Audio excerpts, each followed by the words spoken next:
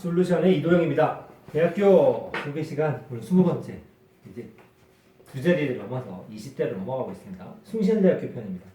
자, 우리가 대부분의 대학생들, 그러니까 수험생들이 어느 학교를 가고 싶니? 면 인서울 해야죠 라고 하는데, 이제 우리가 스카이, 서성한, 중경외시, 검동홍 이 정도에서 열 몇 개를 고르고 나면 남은 학교 중에서 이제 숭실대, 지난번에 저희가 소개해드렸던 국민대 또는 세종대 이 라인부터 시작해서는 이제 서울에 있는 중위권 정도 대학이라 할 수 있는 이제 학교들이죠. 전형 자체는 아주 복잡하지 않습니다만 이 숭실대 또 하면 굉장히 오래된 최초로 이과가 생기고 컴퓨터가 있다 이런 소개를 하게 되는데 그렇게 따지면 성균관은 수백 년 된 학교일 수도 있습니다만 아무튼 이 홍보 컨셉은 역사와 전통을 자랑하는 학교다. 그리고 가장 커다란 특징은 서울에 있다. 이 정도를 가지고 설명 시작하겠습니다.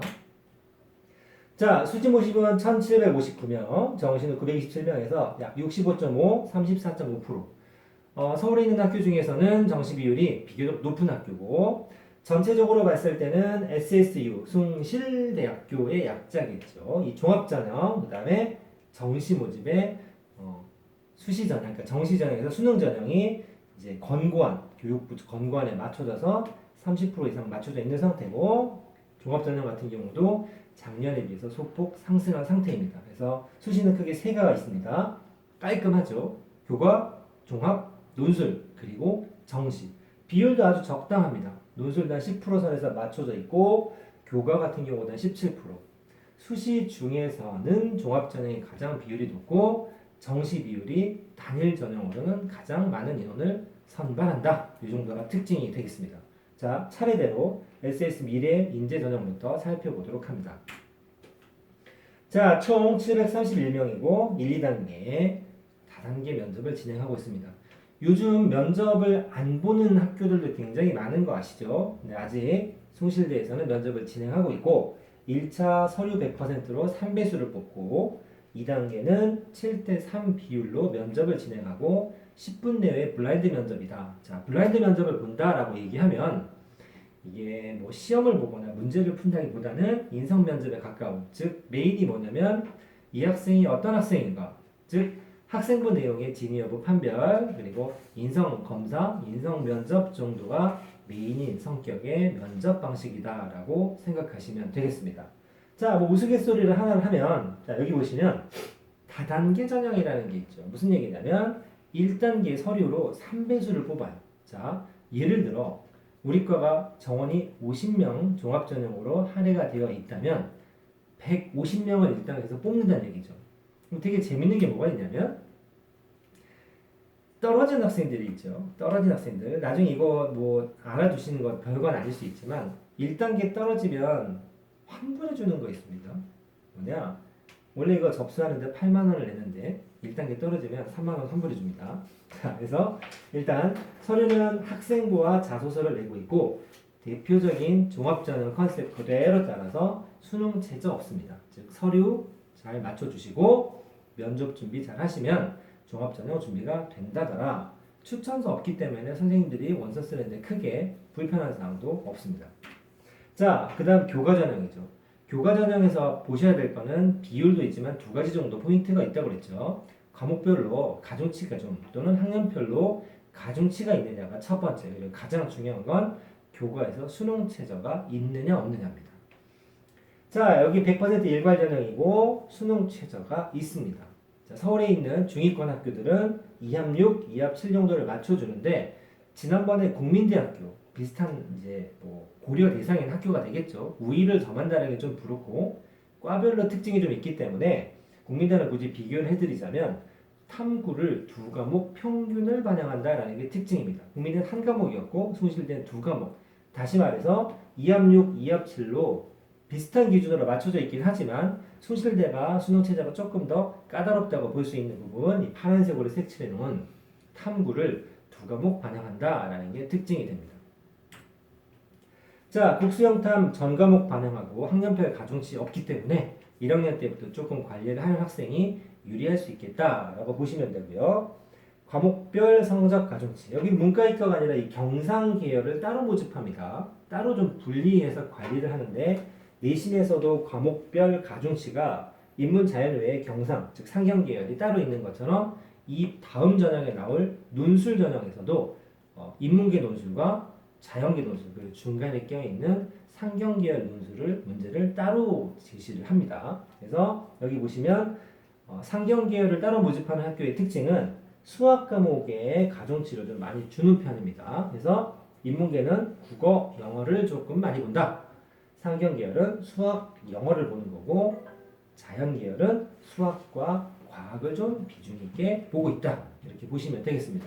물론 내신 교과 전형에서는 대부분 아시다시피 문과는 국수영사, 그 다음에 이과는 국수영탐 이렇게 얘기를 했고 문과는 사탐이 상대적으로 덜 중요하지만 이과는 과탐에 매우 중요하다. 그래서 내가 자연계 쪽으로 진학을 해야겠다 그러면 모의고사 성적도 마찬가지지만 내신 과학을 조금 더 많이 신경 쓰셔야 나중에 유불리를 따졌을 때 불리하지 않습니다.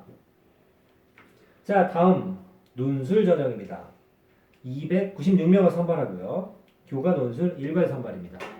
자, 수능 최저 2합 5, 7 좀 다르죠? 여기도 똑같은 거. 중요한 건 뭐냐면 국수영탐 두 과목을 반영한다는 겁니다. 그래서 교과랑 수능 최저가 비슷하다라고 되어 있고요.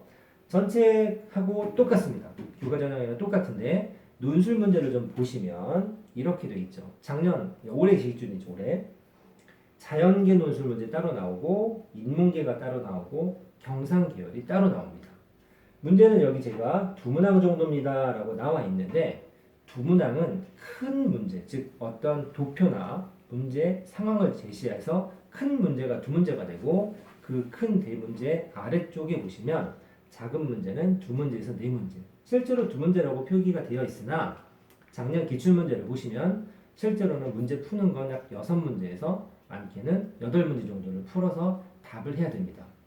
자, 숭실 자연계 논술은 좀 평이한 편입니다. 그러니까 고등학교 과정에서 많이 심화되지도 않고 많이 어렵지도 않고 저희가 논술을 얘기할 때 항상 말씀드렸던 부분이 수능 공부를 하시면 적성이든 논술이든 좀 도움이 된다라고 얘기했었는데 모의고사 준비, 즉 정시 준비를 겸할 수만 있다면 숭실대 정도 논술은 어느 정도 좀 커버가 되겠다라고 말씀드릴 수 있고요. 인문계 같은 경우도 제시문을 주고 경상도 제시문을 주고 약 800자 정도 내외로 의견을 제시하고 제시문에서 묻는 방향에 대해서 글을 쓰는 건데 형식은 비슷하지만 제시문의 성향이 조금 더 다릅니다. 그래서 경상 같은 경우는 약간 더 융합적인 색깔이 좀 띄고 있고 우리가 흔히 생각하는 문과 논술이라고 하면 인문계 논술이라고 생각하시면 됩니다. 자, 다시 한번 수시를 정리를 하고 정시로 넘어갈 텐데 수시가 크게 3개가 있다고 했죠? 종합, 교과, 논술. 종합은 다단계 전형을 하고 면접을 보는 대신 수능 최저가 없다. 교과랑 논술은 수능 최저가 비슷하고 탐구를 두 과목을 보는 게 특징이고 논술 같은 경우는 인문계, 자연계, 경상계열을 구분해서 뽑는다. 이게 수시의 큰 이제 리뷰 정도가 될 것 같습니다. 자, 34.5% 정도가 되는 정시 전형 보도록 하겠습니다. 정시 뭐 없습니다. 수능 100% 끝. 영어도 이 정도 판단으로 끝입니다.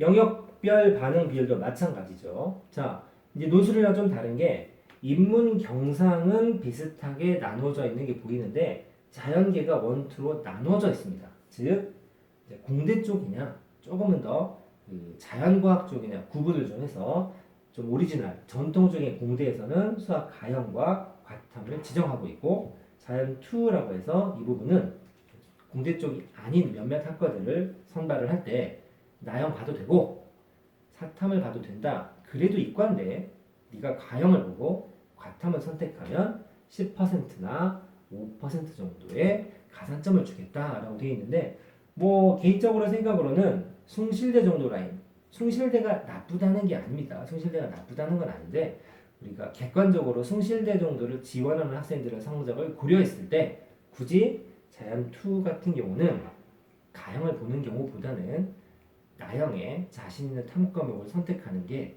10%나 5% 정도의 가산점이 있다 손 치더라도 나영 전환하는 게 다른 과목 공부할 때 훨씬 더 합리적이기 때문에 만약에 숭실대 정도를 생각하신다고 하면 꼭 공대가 아니라고 하면 자연계열 2 부분을 고려하실 때는 수학 가형을 고집하지 않으셔도 괜찮다라고 말씀을 드릴 수 있습니다.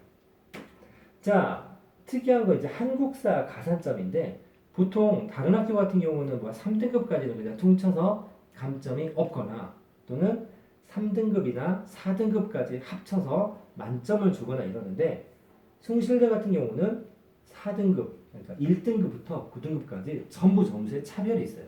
그래서 0.5점씩 감점하는 형태인데 실은 특이할 뿐이지 크게 영향력은 없죠. 왜? 아니 숭실대 정시를 쓰는데 0.5점 때문에 떨어진다. 아 이건 말이 안 되죠.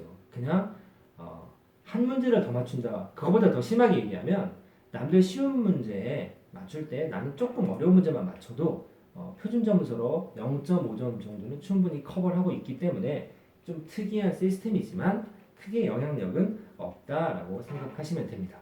자, 정시에서 이제 한 번 더 말씀드릴 건 또 뭐가 있냐면 숭실대 정리를 할 때 가, 나, 다군을 모집해요.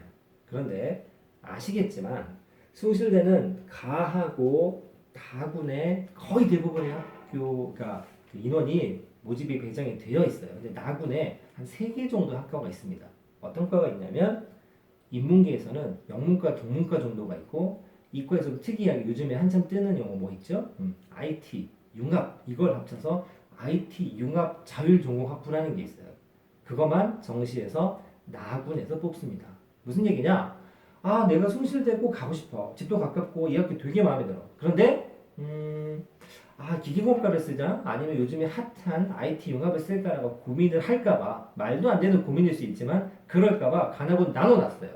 뭘 할 수 있냐? 가군은 기계공학과 쓰고 나군은 IT 융합을 쓸 수 있다는 얘기죠.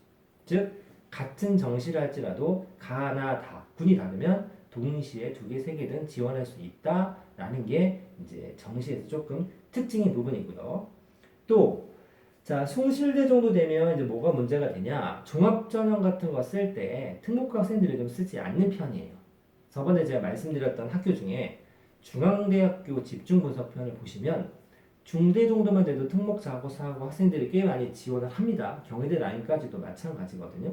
그래서 낮게는 중대 경희대를 쓰는 특목고 학생들이 실제로는 위에 있는 학교를 붙기 때문에 뭐가 차이가 있었냐면 중대 같은 경우는 충원율이 되게 높았죠. 기본 3바퀴는 돕니다 라는 표현을 썼는데 오늘 설명해드린 숭실대 같은 경우는 수시에서 잘 안 돌아요.